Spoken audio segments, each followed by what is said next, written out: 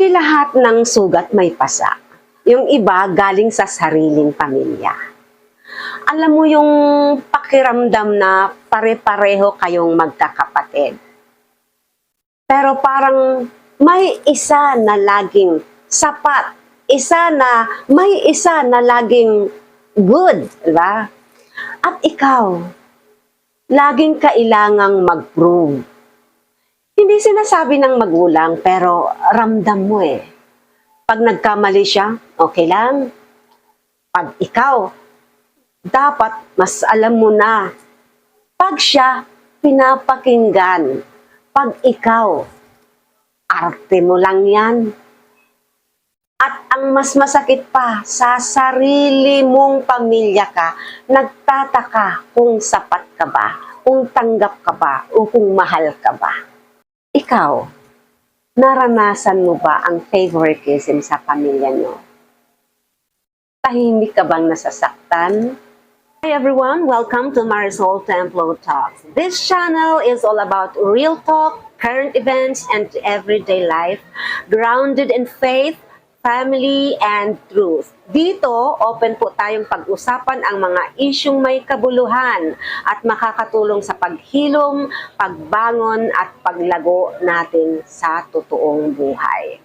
Hello, this is Marisol and welcome po sa ating faith-based Real Talk channel, Marisol Templo Talks. Today, pag-uusapan po natin ang tungkol sa favoritism at na nangyayari sa pamilya at atin po itong iisa-isahin at bibigyan ng pansin. Ang favoritism, totoo ito kahit ayaw nating aminin. Ano po, may favoritism sa ilang pamilya. Totoo yan. Minsan dahil mas successful yung isa, mas tahimik, mas mabait, mas masunurin, well, maiintindihan pa rin naman natin, o mas may naibibigay. At ikaw yung laging strong. Kaya akala nila hindi ka nasasaktan. Akala nila okay lang sa'yo. Pero ang totoo ha, hindi po bulag ang Diyos. Sabi nga sa Luke 8, Verse 17, for nothing is hidden that will not be made manifest. Yung luha mo na hindi nakikita ng pamilya mo, yung effort mo na hindi pinapansin o hindi napapansin, yung sakit na itinatahimik mo na lang, nakikita po ng Diyos lahat. Hindi ka overlooked sa langit. Ano po? Hindi ka pinapabayaan ni Lord, hindi ka binabaliwala. Kahit invisible ka sa sarili mong bahay. Opo, mahal ka ni Lord. Nakikita ng Panginoon lahat yan eh. Favoritism may shape families, pero hindi nito dinidikta ang halaga mo.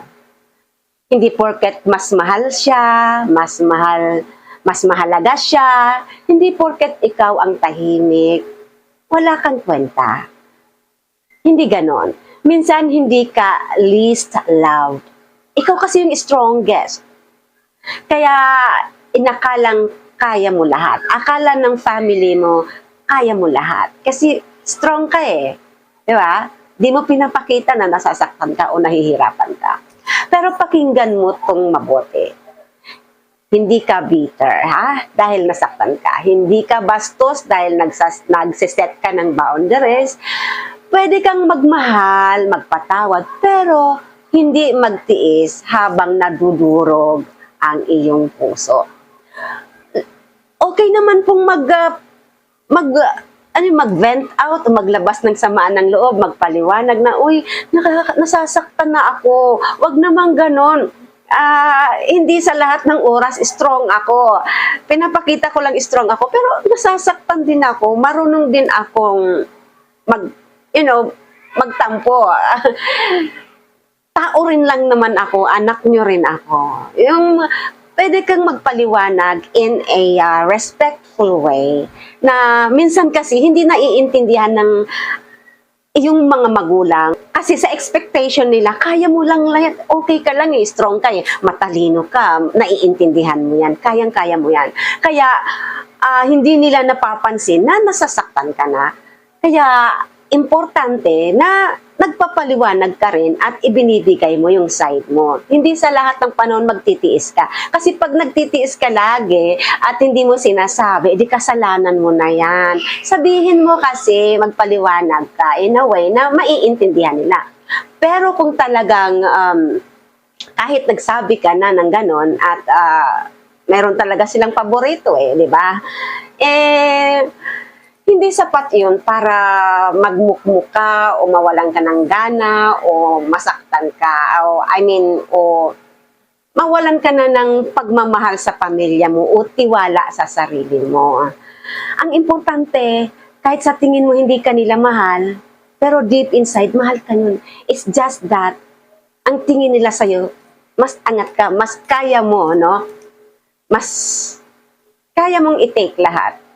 Kung ikaw yung anak na laging kulang, na laging hindi sapat sa pamilya, gusto kong malaman mo na sapat ka. Hindi ka nag-iisa at hindi ka huli sa plano ng Diyos.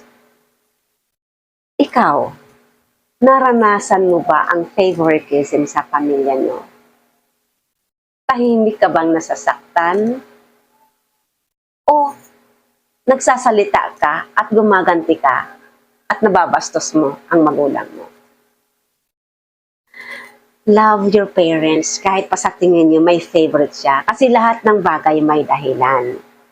Lahat ng bagay binibigay sa atin ng Panginoon to train us, to equip us, to strengthen us, and to prepare us sa mga bagay na tatahakin natin sa buhay. Kasi yung mga tao na palaging naiitsapwera, alam niyo po, yan yung tao na laging naaapi. Yan ang in the end ay nagtatagumpay at itinataas ng Panginoon. Kaya huwag kang padadala sa bitterness. Ano po? Huwag na huwag kang magagalit o magtatanim ng sama ng loob. Matutong umintindi at mahalin mo pa rin ang inyong mga magulang kahit sa tingin mo hindi siya fair sa iyo. Pagkat ang Diyos ay nakikita ka. Ang Diyos ay fair. So just do your best, be good, and stay in the light with the love of God. Huwag kang magagalit o makikipag-away sa mga magulang. Okay po? So, thank you so much for watching. Sa mga hindi pa po nakasubscribe, please subscribe, like, and share, and comment down your opinions and your experiences in your family or kung ano ang masasabi nyo tungkol sa ating video o topic ngayon. Okay? Please share this video para makatulong sa iba. Okay po? Thank you so much. And just like I always say, believe in yourself. Believe in God and share love. So please share this video. God bless you. I love you all. Bye for now. See you in my next vlog.